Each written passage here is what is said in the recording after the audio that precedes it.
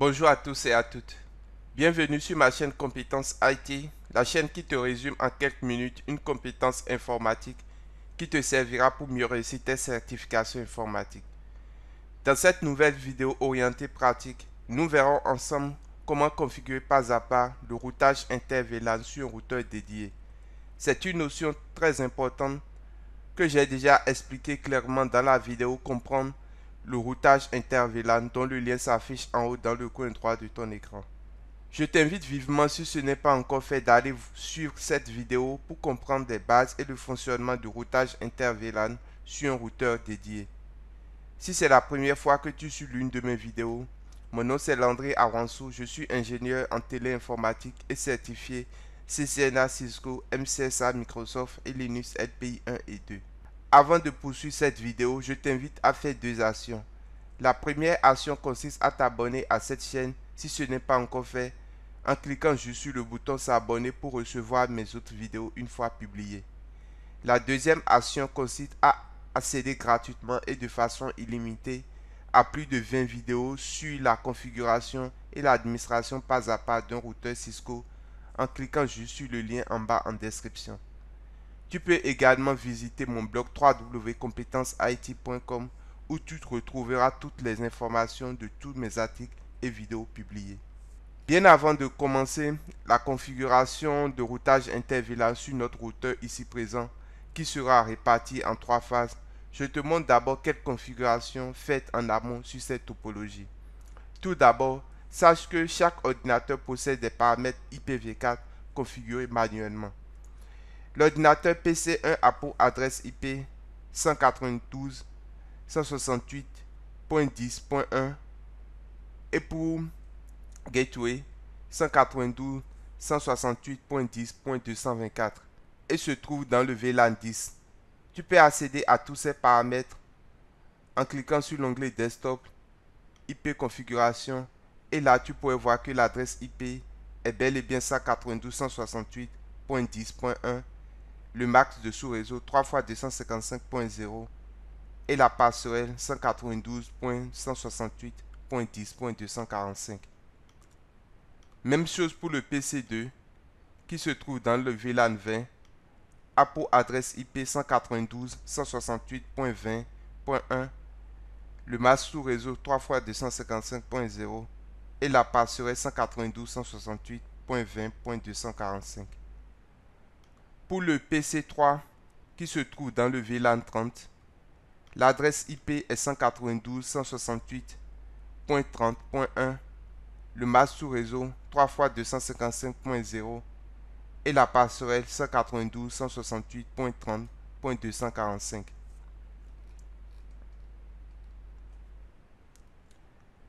Donc une fois les terminaux bien configurés, passons au commutateur. Sur ce dernier, j'ai déjà configuré les trois VLAN que je peux te montrer juste en entrant d'abord la commande enable puis la commande show VLAN brief. Et là, tu pourrais voir à la sortie de cette commande les trois VLAN que j'ai déjà configurés, à savoir les VLAN 10, 20 et 30. Maintenant, passons à la première étape qui consiste à configurer les interfaces sur lesquelles chaque ordinateur est connecté, ainsi que l'interface connectée au routeur. Donc, pour cela, commençons par la première interface connectée au PC1 qui est l'interface face Ethernet 01. Pour cela, je passe en mode configuration globale, puis je sélectionne l'interface face Ethernet 01. Je mets cette interface en mode accès grâce à la commande switchport mode access. Puis comme nous l'avions vu au début, cette interface se trouve dans la VLAN 10. Pour cela, j'entre la commande switchport access VLAN 10. Donc c'est fini pour la première interface. Je passe à la seconde interface qui est connectée au PC2. Pour cela, je fais interface face Ethernet 02 switchport mode access et puis switchport access VLAN 20. Et ensuite, je passe à la dernière interface connectée au PC3 grâce à la commande interface face Ethernet 03 support mode access support access VLAN 30. Maintenant, je sélectionne l'interface Gigabit Ethernet 01 qui est connectée au routeur grâce à la commande interface Gigabit Ethernet 01. Et cette interface se trouve en mode trunk car plusieurs VLAN vont passer sur cette liaison. Pour cela, j'entre la commande support mode trunk. Donc, une fois nos différentes interfaces configurées au niveau du commutateur, faisons un exemple en essayant de faire communiquer l'ordinateur PC1 à l'ordinateur PC2. Pour cela, il suffit juste de se rendre au niveau de l'ordinateur 1 en ouvrant un terminal et je fais un ping pour communiquer avec le PC2 grâce à son adresse IP 192.168.20.1, puis entrer.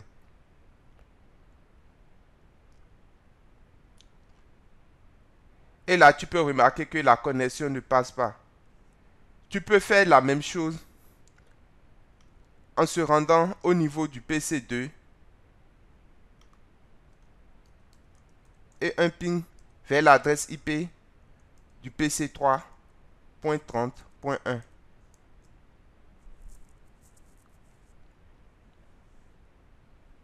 Et là également, tu peux remarquer que la connexion ne passe pas non plus, car ces trois ordinateurs sont dans des VLAN différents. Donc, ils ne peuvent pas communiquer actuellement entre eux. Raison pour laquelle tu as besoin de configurer un routage inter-VLAN pour permettre aux ordinateurs de différents VLAN de pouvoir communiquer entre eux. Donc, une fois les interfaces du commutateur bien configurées, passons à la deuxième étape qui consiste à créer des sous-interfaces sur le routeur pour permettre le routage inter-VLAN. Pour cela, je me déplace sur mon routeur.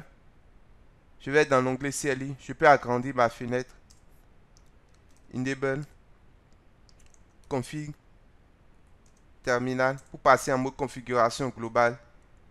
Et là, je peux créer ma première sous-interface grâce à la commande interface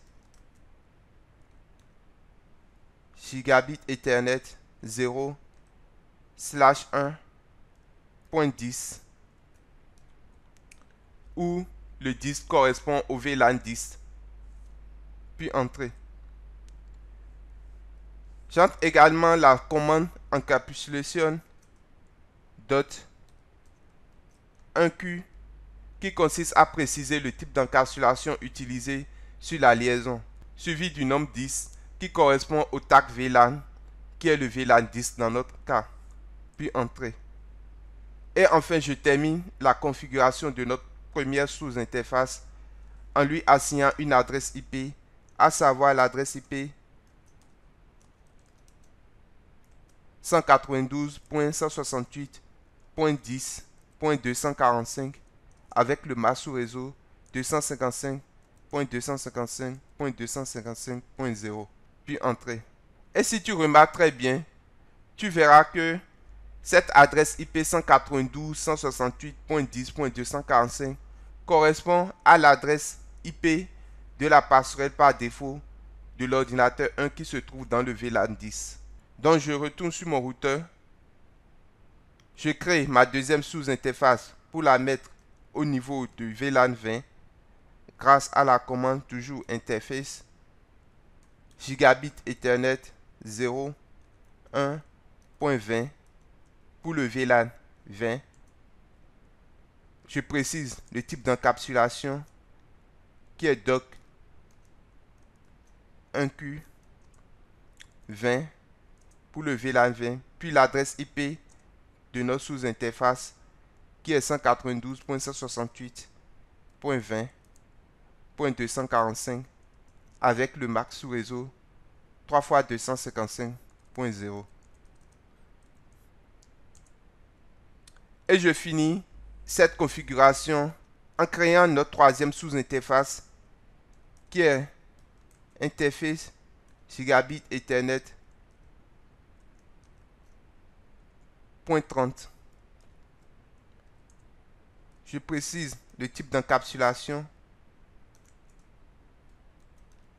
qui est .1Q30 pour le VLAN 30, suivi de l'adresse IP grâce à la commande IP adresse 192.168.30.1.245 plutôt, suivi du MAC sous réseau 255.255.255.0, puis entrée. N'oublie pas d'activer l'interface Gigabit Ethernet 01 grâce à la commande. D'abord, tu te déplaces sur l'interface en mettant Gigabit Ethernet 01, puis utilisant la commande pour l'activer, no shutdown. Donc pour finir, passons à la troisième étape qui consiste juste à faire des tests de connexion entre nos différents ordinateurs. Pour cela, je me reconnais sur le PC1, je vais en invite de commande et pour cette fois-ci, j'essaie de communiquer avec la machine 2 grâce à l'adresse IP 192.168.20.1 et là tu pourrais voir que la machine 2 répond bel et bien grâce à la configuration de notre routage inter-VLAN. Si je me déplace sur la machine 2 et j'essaie de communiquer avec PC3 grâce à l'adresse IP 192.168.30.1, je peux également remarquer que cette machine répond bel et bien. Et enfin, au niveau du PC2, si j'essaie de communiquer avec le PC1 grâce à l'adresse 192.168.10.1, on voit bel et bien que je pourrais communiquer avec le PC1. Donc là, même si nos différents ordinateurs sont dans leur VLAN différents, ils peuvent communiquer entre eux grâce à la configuration du protocole de routage inter-VLAN via un routeur dédié. Pour finir, je vais juste montrer au niveau de notre commutateur la liaison trunk grâce à la commande interface trunk. Et là, tu pourrais voir que les VLAN 10, 20, 30 et le VLAN 1 par défaut transitent bel et bien sur ces liens raccordés à notre routeur. Nous sommes arrivés au thème de cette vidéo dans laquelle tu as pu apprendre pas à pas la configuration d'un routage inter-VLAN au travers de 3 étapes très détaillées. Surtout, n'oublie pas, si tu es un débutant, si tu veux vraiment réussir ta certification Cisco CCNA Routing and Switching, tu peux accéder dès à présent à plus de 20 vidéos très pratiques, faciles à comprendre, dont le lien se trouve en bas en description. Merci pour ton attention. Pour me remercier et me permettre de faire connaître la chaîne à d'autres personnes, aime cette vidéo, partage-la et surtout n'oublie pas de t'abonner. À la prochaine.